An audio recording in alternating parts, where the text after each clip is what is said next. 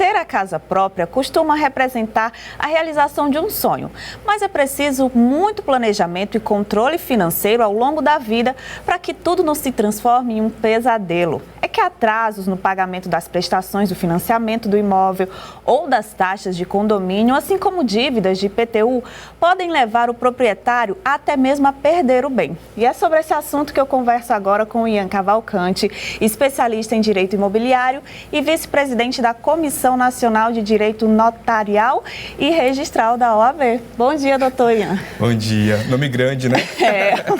São muitas atribuições, acredito. Exatamente. Doutor Ian, vamos começar falando sobre os financiamentos. Quando é que o não pagamento das parcelas pode ocasionar na perda do imóvel? Tá. Eu sempre tento explicar o que é alienação fiduciária, porque eu acho que com base nessa informação, o consumidor ele vai ter noção do que ele está fazendo.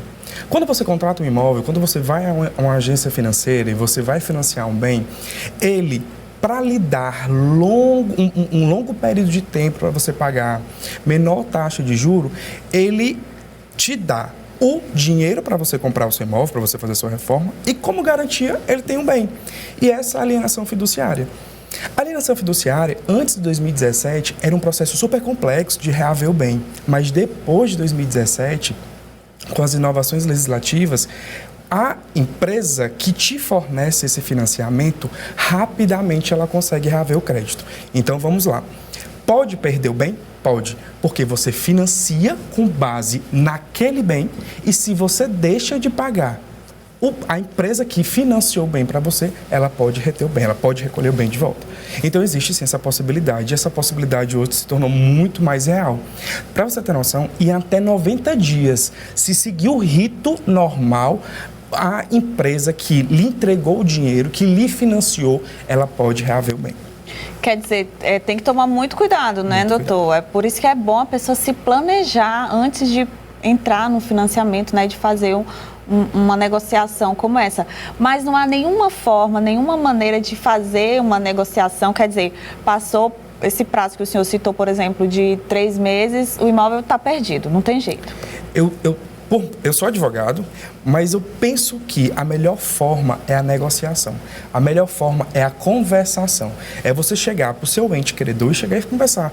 Eu não estou com condições de fazer o pagamento, eu quero refinanciar o meu imóvel. Às vezes vai se tornar mais longo os juros ou mais o tempo, mas eu tenho certeza que ele vai achar uma solução. É muito melhor do que você entrar com ação judicial, que lá na frente você pode sim perder o seu imóvel. E aí, nesse caso de entrando com a ação judicial, são muitas as pessoas que recorrem à justiça para tentar não perder esse bem? Antigamente era bem mais, hoje está tendo uma remodulação de jurisprudência, de decisões de juízes, e isso teoricamente tende a diminuir. Mas sim, antes as pessoas por tudo elas questionavam. Elas questionavam porque o prazo não foi dito na hora do contrato, ela questionava por falta de informação, ela questionava porque não foi notificada quando o bem foi para leilão. Nessa nova lei, nessa nova roupagem de 2017, tudo isso concentrou para facilitar, para dar garantia ao banco de financiar. Lógico, o banco ele quer o retorno financeiro daquela relação. Então, o que é que a lei fez? Banco, eu te dou essa garantia, em contrapartida você vai receber o seu dinheiro de volta no final. Doutor, e não existe nenhum caso assim específico? Por exemplo, a gente que está vivendo agora numa pandemia, muita gente ou teve a renda diminuída ou perdeu completamente sua fonte de renda. Não tem nada assim que justifique a pessoa ficar um prazo sem pagar e não correr o risco de perder o imóvel? Existe. Muitos bancos fizeram esse prolongamento. Deu uma pausa no financiamento e continuou o financiamento depois de 2, 3, 4 meses. Essa eu vejo que é a melhor forma. Mas eu acredito que melhor ainda seria a parte ir até o banco e conversar. A lei dá a possibilidade, você pode judicializar, houve uma alteração na relação de contrato, tudo bem, isso tudo é possível, mas uma hora a dívida vem, uma hora a conta vem. Então é muito melhor você chegar para o seu credor e conversar com o seu credor a fim de achar uma solução que seja interessante para as duas partes, do que judicializar, ganhar num primeiro momento, mas lá na frente aquela dívida vir como uma bola de neve. te assombrar, né? Bom, saindo um pouco do financiamento, no caso, a pessoa já tem o bem quitado, dívidas com taxas de condomínio ou IPTU, por exemplo, podem acarretar também na perda do imóvel? Pode, não só essas dívidas, mas quando também você dá em garantia o seu próprio bem. Por quê? Porque a gente diz que são dívidas decorrentes do próprio imóvel. O IPTU, a taxa de condomínio, isso faz com que você possa perder o seu bem. Por isso que eu volto a dizer. E volto a dizer um pouco mais. Eu sempre aconselho, em todas as minhas entrevistas, ou até mesmo no meu Instagram, eu sempre aconselho a pessoa a ela ler o contrato.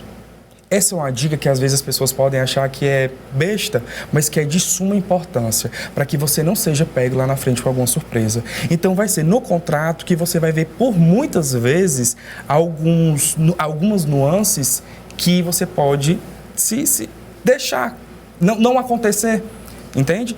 Então, voltando à sua pergunta, no que diz respeito à taxa de condomínio, sim, ela pode sim fazer você perder o seu bem, o IPTU, taxas de incêndio. Então, todas essas que decorrem do próprio imóvel pode gerar essa perda do imóvel para...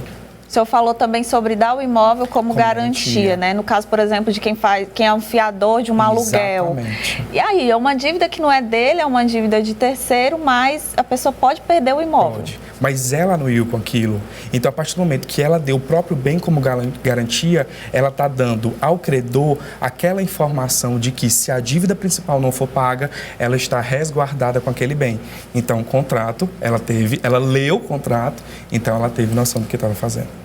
Doutor Ian, então sua dica para evitar esses tipos de problemas é: preste bastante atenção em tudo e se planeje. Planejar e ler o contrato, porque é com base no contrato que você está lendo que você vai evitar que isso aconteça, que problemas jurídicos e futuros aconteçam.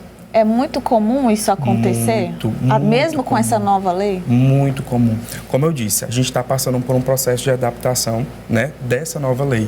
Então, novas teses estão surgindo. Mas toda vez que você para e você lê e você se programa, você não tem surpresas lá na frente. Então, a minha dica de ouro sempre vai ser essa: leia o seu contrato e se programe com base nele. E precisando, procure um especialista. Certeza, procure.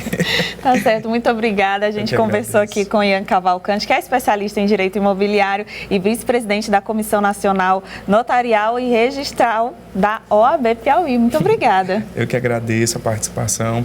Como eu estava lhe dizendo antes, eu acredito que o direito imobiliário ele acaba sendo uma parte muito rejeitada do direito, mas eu acredito que isso está diminuindo. Um programa como esse, ele fomenta a ideia, ele fomenta a matéria. Eu acredito que levando essas informações a todos, o nosso direito ele vai se tornar mais forte, mais respeitado. Que bom, a nossa intenção é essa, levar mais informações para as pessoas. Muito obrigada. Fico feliz.